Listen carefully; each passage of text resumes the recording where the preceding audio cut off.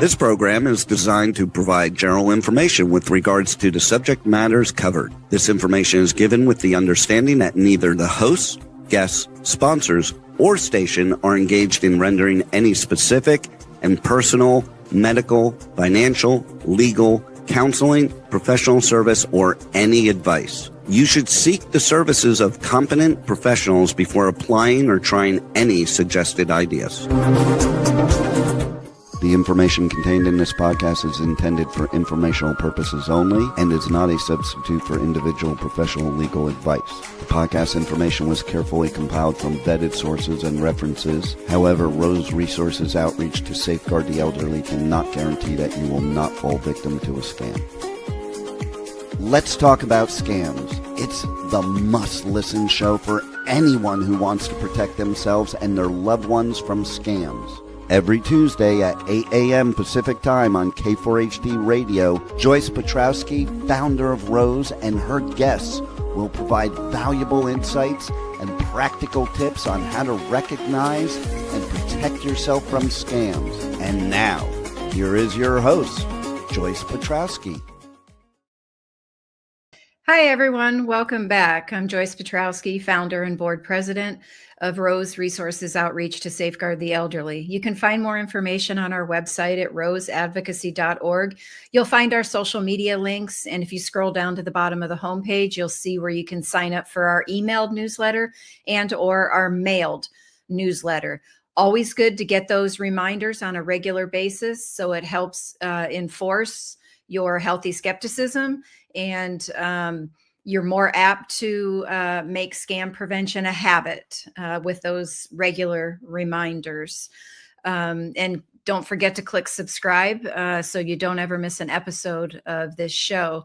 So today we are joined by Valorie. Excuse me. And she's going to talk to us about a tech support subscription scam that she encountered a few years back. So let's welcome Valorie. Hello. Hey, Valorie. How are you? I'm doing well. Thank you. Well, thank you for joining us today. And tell us a little bit about the scam that you encountered a few years ago. Okay. I was going through my email, clean it out, see what was there. Mm-hmm. And I came across one from Norton Antivirus. I opened it and it was a short letter that said, "Thank you for renewing your subscription for Norton Plus. We have deducted $499 from the bank account you had on file with us. If you have any questions about your new subscription, please call this phone number." Well, I panicked. It was at a time when our budget was pretty tight. I did not remember having subscribed to Norton, and I knew we could not afford $499 at the moment. So I immediately called that phone number to tell them this is a mistake. If we signed up, please reverse it, and we don't want this. And a very kind young man on the other end, "Oh, I totally understand. I'm sorry for the mistake. Let's see about canceling this subscription and refunding to you the money that we took out of your bank account." Now, I should have realized at the time they never mentioned the bank account, nor do I remember ever giving that information to anyone. I was on the phone, of course, but I had the email open in front of me, and he said, "We can do this all online. And just so that you know that this is legitimate, go ahead and open your checking account to see that the $499 charge is on there as having come out of your checking account." And I opened my bank account, went to checking. Sure enough, there was a thing from Norton for $499. It showed right up. And so he said, "Okay, there is a way that we can do this. I'm going to send you to your computer a digital form that you're going to fill out. And he said, we'll just round it up to $500, and you're going to put back into your account from our business $500. And he said, you're going to do this. I don't have access to your bank account. I want you to know that I can't see it. Okay. And which is, of course, a lie. Right. But anyway, he sent the form digitally, and I started filling it out. And there was a place to enter the $500 to go back into my account. I typed in 500, and a third zero immediately showed up. $5,000 to go back into our account. And I said to the young man, I did this, but it won't let me go back and change it. It went to 5,000. I can't get rid of the other zero. And he said, oh, no, well, this is a problem. Let me talk to my supervisor. And so he goes off the phone for a minute or so and comes back and says, I'm sorry, we've got a big problem. We're going to have to, do something to make sure that you send us back the $5,000. Okay. My husband was on the other side of the room and had been listening to this. Okay. And about that time, he walks over and he says, I have our banker on the phone. She says there is no activity in our account and you should hang up right now. Don't say a word to me. Hang up. And so I did. And he stayed on the phone with her, and she said, now open your checking account. And I did. And there was absolutely nothing in it. How they made it look like money had been taken out of my checking account, I do not know. But she said, there has been no activity in your checking account in these amounts from Norton. It was a scam. Wow. Well, I was so upset that I had fallen for this. I immediately texted my kids and my siblings and told them what had happened. I said, be careful of this. And my daughter-in-law said to me, also be careful on one of those phone calls that you never answer a question yes, because they will record that yes and use it to say that you gave them permission to do something. I said, okay. 2 days later, we're in the car driving someplace. My phone rings, and it's not a number I know, but I answered it. There was a young man on the other end whose voice I kind of recognized, who said, hi, this is so-and-so. Do you remember me? And I said, no, and hung up. I was so glad, because otherwise I might have been tempted to say, yes, I'm really upset with you. Right. But I said no and hung up. 2 days later, he called again, and I didn't even answer. I just immediately hung up. And was that the last that you ever heard from them? That was the last time I heard from them. I'm surprised that they only tried twice, because they had you so close to. Very, very close. Yes. Right. Yeah. So you were at one of our presentations recently. Yes. And so you got to see our Anatomy of a Scam infographic that we did. It's in the resource packet, and we went over it. And so, we tell everybody, we want you to know the red flags, and we want you to cut it off at the contact, which is the first step, right? They have to contact you somehow. And a perfect example here was the email. And it doesn't sound like there was any bad grammar in the email. And they probably had Norton's logo in there, maybe to make it look more legit, and, that's a lot of artificial intelligence, right? You can plug it into ChatGPT, a bunch of prompts, and it's going to spit out an email to send to millions of people that has the grammar's accurate, right? So you can't look at for bad grammar anymore. And so then the second part we talk about was that creating that compelling reason to get you to act, which was, oh my God, they took $499 out of my account. You said your budget was tight. We couldn't afford it. There's a phone number right there. You just immediately call it. But, you said I panicked, right? And that's that emotion that they want to get you in, is the panic. And your husband was listening, and he's sitting there in his rational state of mind. Yes. And so he's thinking this doesn't make sense. So he immediately calls the bank to verify, which is exactly right. What we talk about doing is to verify before you trust. But once they get you into that emotional state, all you're doing, like in your instance, you were panicking and you just wanted to follow the steps that he was giving you because you wanted to get that $499 out of your account. You wanted that money back.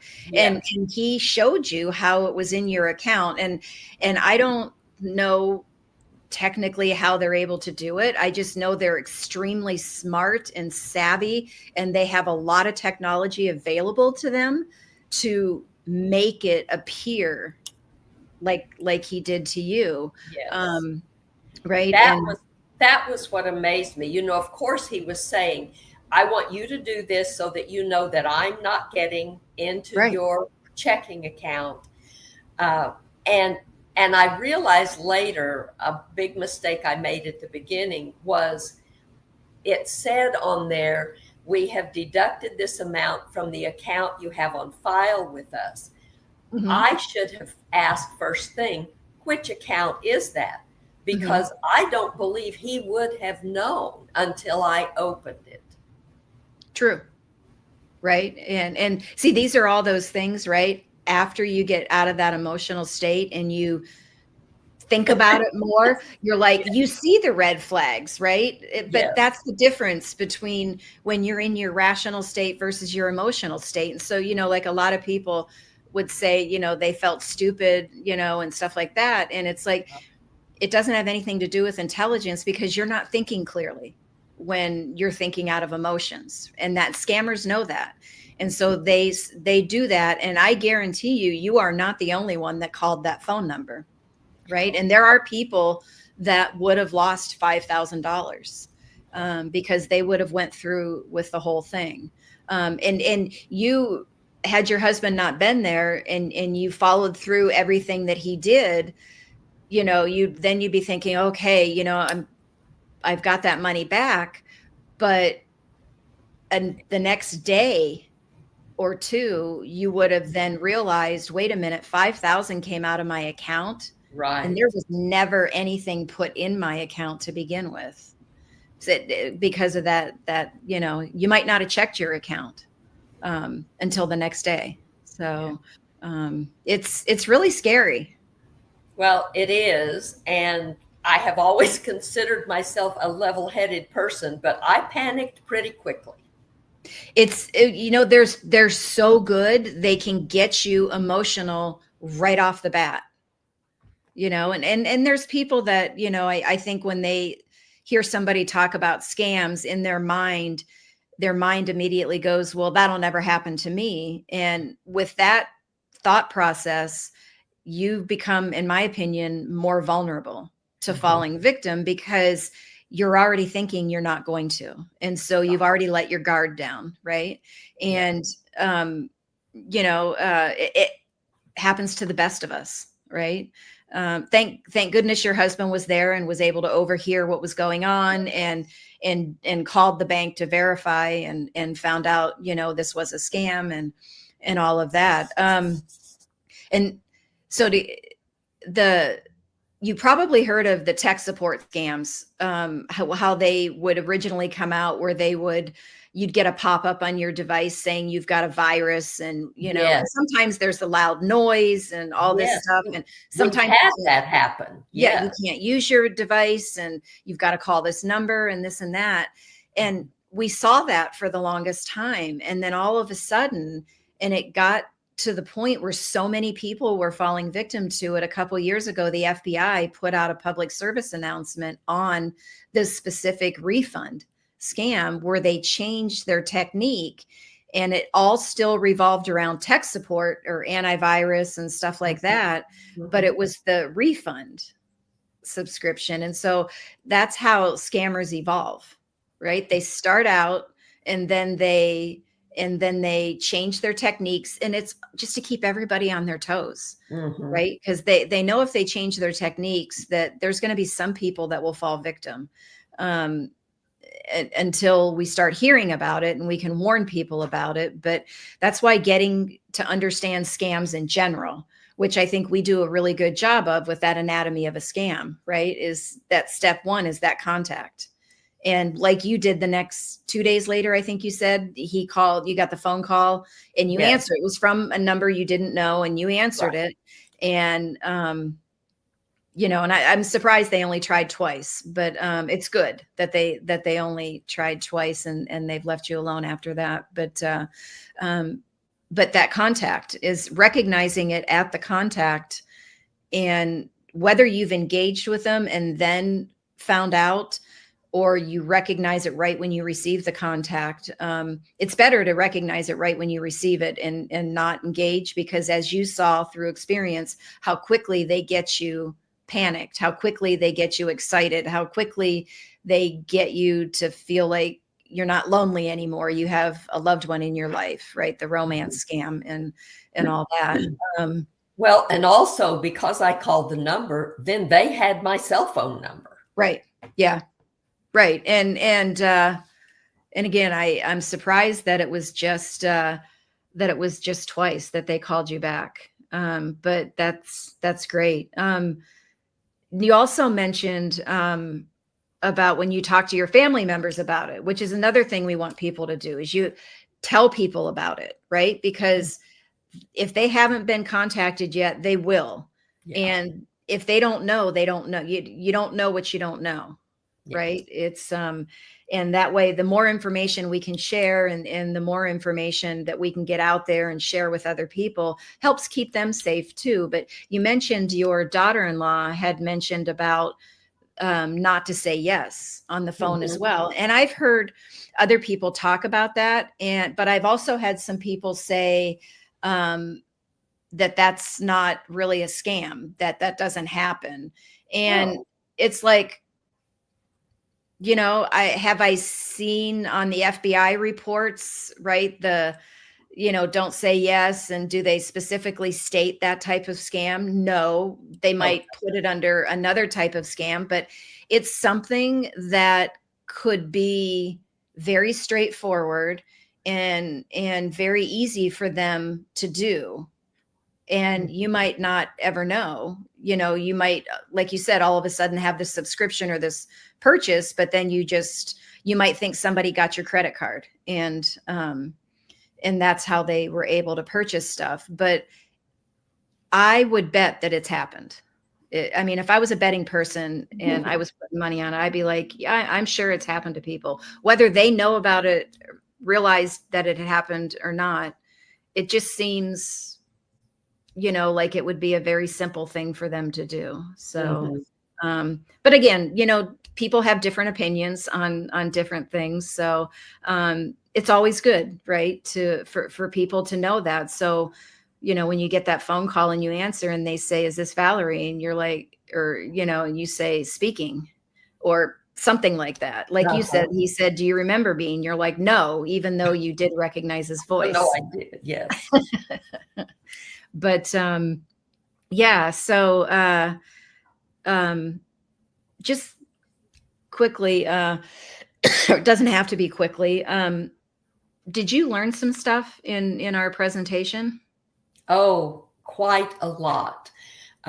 We thought it was very helpful. And, we hear a lot of advertisements for things like LifeLock and Protector things, and had not ever responded. But after hearing your presentation, we did what you recommended and Googled the top 5 companies that protect you online.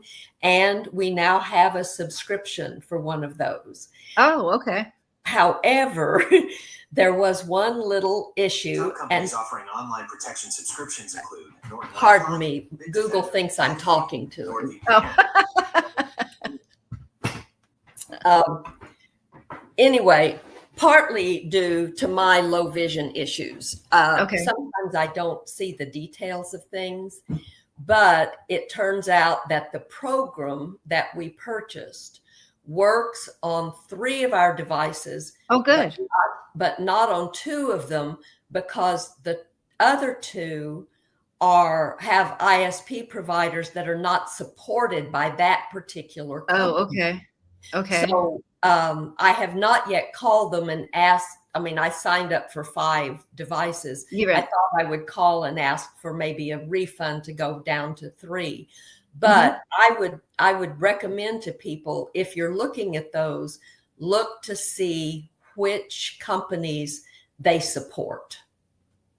Oh, okay. For the ISP. Yes. And all of that. That's good information, right? And but the good thing about it is you can call them and say, hey, can I go down to the package of 3? Right. Because it doesn't work on my other 2 devices, and there shouldn't be any reason why they wouldn't do that. Right. But that's good. I'm glad you. So was that like a credit monitoring company, or was it more of like a company to get your information off the internet? It was more one of those that protects your information on your internet. Okay. We do All right. all of our banking on the internet. We Okay. pay all of our bills on the internet, and that I believe is what they are protecting. Okay. All right. Well, that's good. That's good. I'm glad you guys were able to get some useful information from the presentation. You know, that's our goal, is to make everybody more educated and aware. So when you are contacted, you know how to recognize the flags, and you know what to do, right? You know what to do to try not to get into an emotional state, right? And so you have your husband, right, that you just pause and go, okay, I'm going to go talk to him, right? If he gets something and he's like, oh, okay, well, let me go talk to my wife, right? And, you know, maybe your daughter-in-law or some of your other family members will be like, oh, well, wait a minute, Valorie had something happen. Let me call and talk to her, right? So it's good to share information, and it's also good to be someone's trusted person, right? Yeah. Especially I think there's a lot of seniors that live alone and are kind of isolated, and they might not have family members. And so that's where it's really good that they have neighbors that, you know, friends and neighbors that can check in on them and make sure they're okay and talk to them about these things. So they don't fall victim, because as you saw, their scammers are ruthless. They right? are. They are. And a lot of people have often said, man, if they would only use all of this energy to do good, it's like, how, you know, great would this world be? But, Yes. you know, it's unfortunate. Some of the scammers are forced labor, you know, so they've been kidnapped and they're forced to do this stuff. Others are doing it because they want the money and they don't care who they're going to hurt. So, you know, it's, and unfortunately, you don't usually know which one it is, you know, that you're talking to. But I'm so glad that that you guys were able to figure it out before that transaction went through. Did you have somebody look at your computer and stuff and make sure that there isn't anything in the background going on that you weren't aware of? No, I'm sorry. We didn't even think to do that. I would do that. I know it's been a few years, and I would think that you would have noticed some stuff. You would have, you know, you would have seen more, or you would have noticed your device is not working properly. But it might be worth having a tech support person and they can remote in to your devices, and they can look around, and they can make sure that there's not something hiding in the background that you're not aware of, that's infecting your device, that's watching what you do. I mean, there's just so much stuff out there. I think it's good to do that. And it's also good to have that trusted tech support person in your back pocket, per se. So when you do have an issue with something, you're not going to panic. You know exactly who you want to call. Okay. Yeah. And if you need, if you don't have anybody, if your friends or family can't refer you to somebody that they trust, just shoot me an email, and I have a few people that I can give you their information. Thank you. I would like that. We have recently moved. We're in a new area completely. And so I had people where we previously lived, but not here. Okay. All right. Then I'll give you a couple of people's information, and you can give them a call. But I think that would be good. You know, like I said, I think you would have seen something. You would have noticed your device is acting weird. But it's just always good, especially when you've had, right? You don't know how that guy was able to make it look like it was your bank account. So you just want to, especially with whatever device that was that you were on, make sure that one. Okay. And actually that device kind of did a meltdown and we got rid of it. So maybe that was why. Okay. That very well could have been, that very well could have been. And so maybe that's why you haven't seen anything, now, I would like to ask you though, with these companies, the company that we got that, monitors what's going on our devices, would they not be able to find something like that? So if you don't mind me asking, who is the company? I went with Aura. It was at the top of a couple of lists. Do you know that company? AURA? AURA.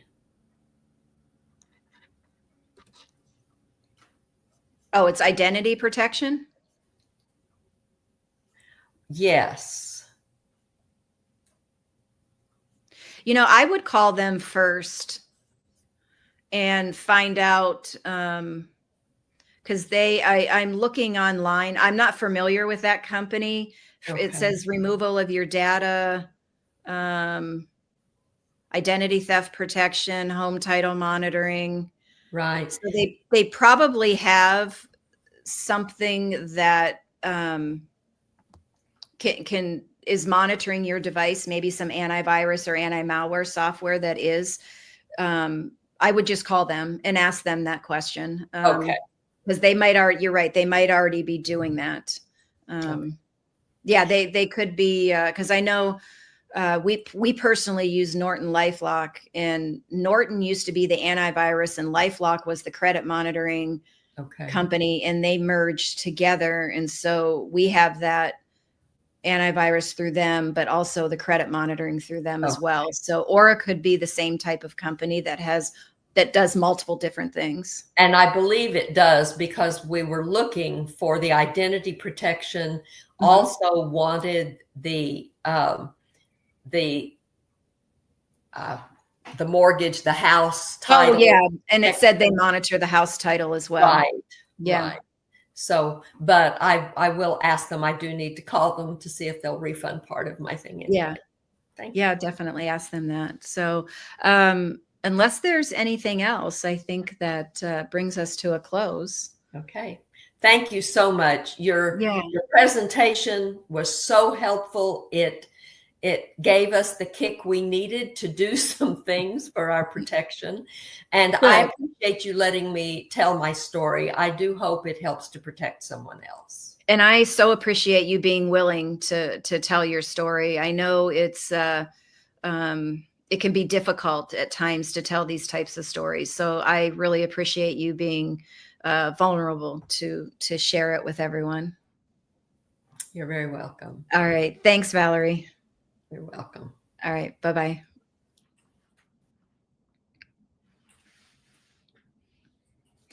So Valorie, she went through a lot a couple years ago, a lot of stress, getting that